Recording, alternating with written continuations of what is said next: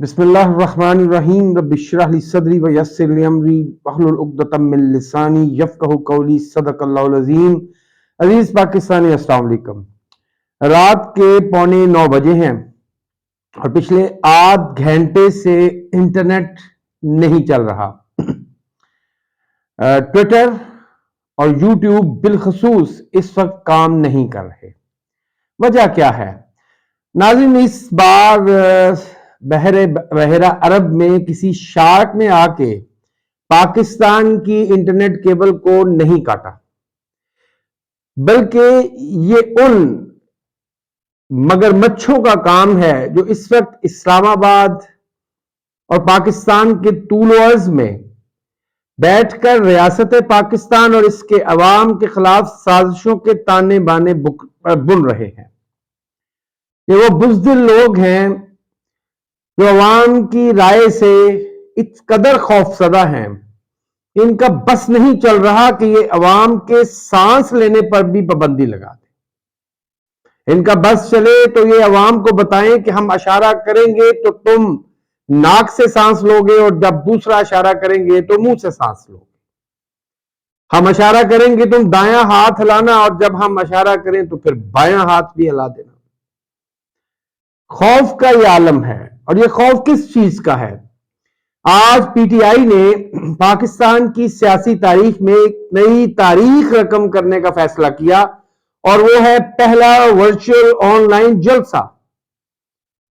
صبح سے مجھے حلقہ احباب سے یہ پیغامات مل رہے تھے، لوگوں نے میرے ساتھ لنکس شیئر کیے کہ ان لنکس پر آپ اس جلسہ کو جوائن کر سکتے ہیں۔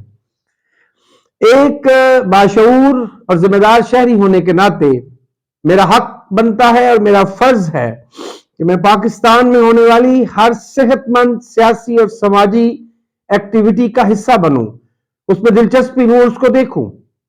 لیکن پچھلے آدھ گھنٹے سے انٹرنیٹ کو بند کر دیا گیا ہے، اور مقصد یہ ہے کہ تاکہ پی ٹی آئی کے کارکن اور ریاست پاکستان کے باشعور شہری اپنا بنیادی حق یعنی کہ سیاست اور اپنی رائے کے اظہار کا حق استعمال نہ کر سکے۔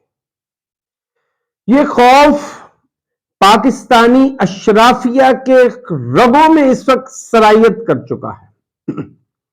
پاکستانی اشرافیہ کو اپنے پیروں تلے سے زمین سرکتی ہوئی نظر آ رہی ہے، کیونکہ انگریزوں کے کتے نہلا کر، انگریزوں سے وفاداریوں کے حلف اٹھا کر اور انگریزوں کی خدمتیں کر کے ان کے آباء و اجداد نے ان کے لیے جو مقام حاصل کیے، یہ اسے نہیں کھونا چاہتے۔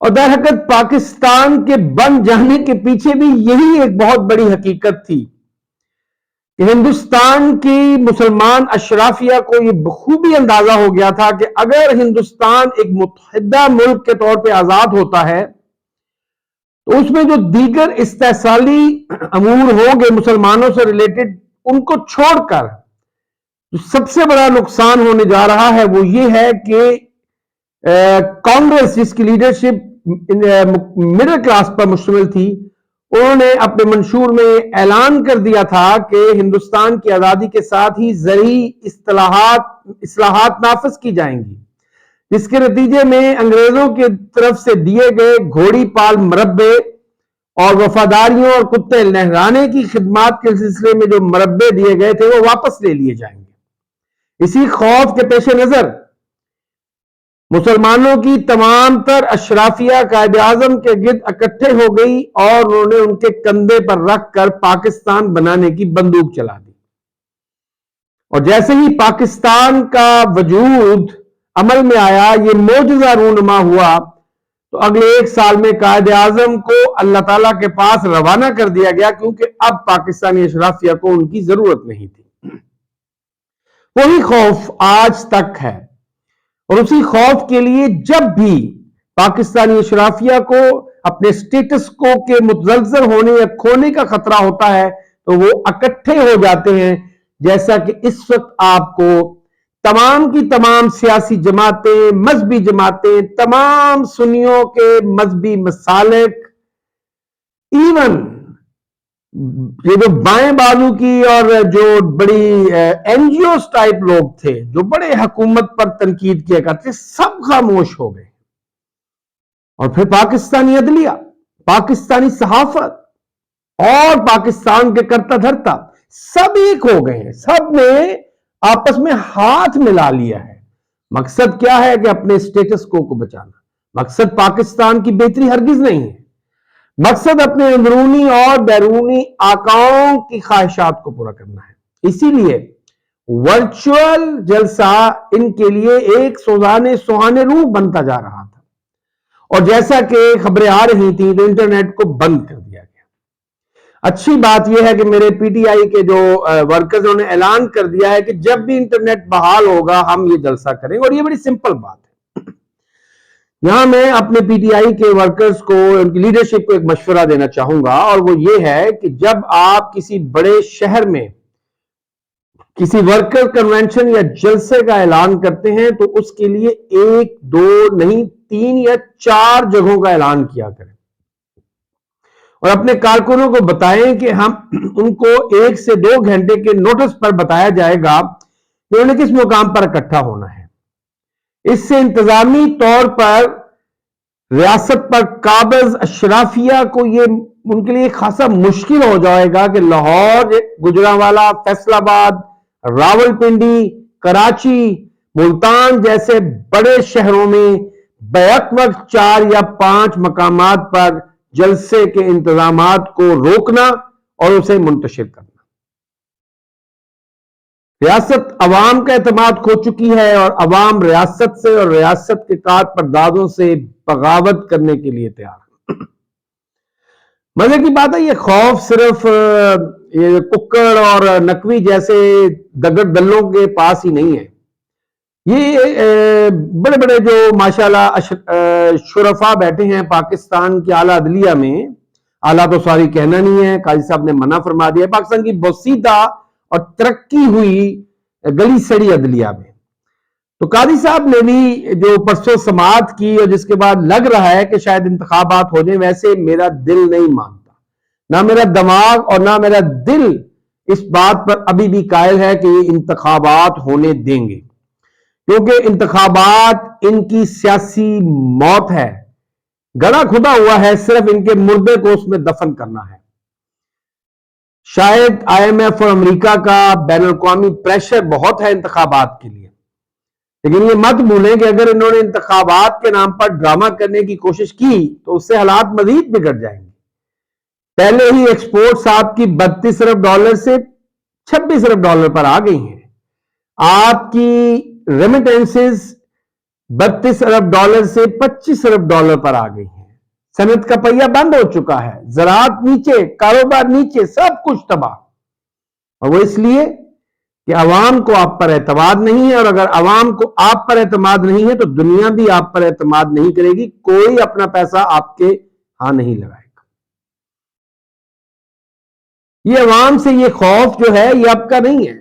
آج اس طرح قاضی فائد عیسیٰ صاحب نے پرسوں عدالت میں کہا کہ اس کے نام کے ساتھ نیازی لگتا ہے، کسی کا رشتہ دار تو نہیں، اشارہ عمران خان کی طرف تھا. یہی وہ خوف تھا، اور ان جیسے ججوں میں ہی خوف تھا جنہوں نے مجیب الرحمان کو انصاف نہ دلوایا. آج لاکھ بحث کر لیں، مجیب نے یہ منصوبہ بنایا، مجیب نے وہ منصوبہ بنایا. آپ مجیب کو اقتدار دیتے، اس کو پاکستان توڑنے دیتے، تاریخ میں اس کا نام پاکستان توڑنے والے کے طور پر لکھا جاتا. تاریخ ثابت کرتی کہ وہ غدار ہے. آپ کے کہنے سے کوئی غدار نہیں ہو سکتا، مگر بھی پاکستان کی سیاسی اشرافیہ اور ان کے گماشتوں کے کہنے پر آپ 7 کروڑ بنگالی بھائیوں کو غدار کہتے رہے، اور مجبوراً انہوں نے آپ سے آزادی حاصل کر لی، آپ سے جان چھڑوا لی. کیا مجیب کے خوف سے آپ بنگلہ دیش بننے کو روک سکے؟ کیا مجیب کے خوف سے اس کی زبان بندی کر کے اس کو جیل میں ڈال کے کیا آپ بنگالیوں کا فریم آف مائنڈ، ان کی سوچنے کی سمجھنے کی صلاحیت کو بدل سکے؟ کیا ان کو اپنی طرف لا سکے؟ قطعاً نہیں. نفرت بڑھی، حقارت بڑھی، دوریاں بڑھی. نتیجہ کیا نکلا کہ 2 بھائی علیحدہ علیحدہ ہو گئے.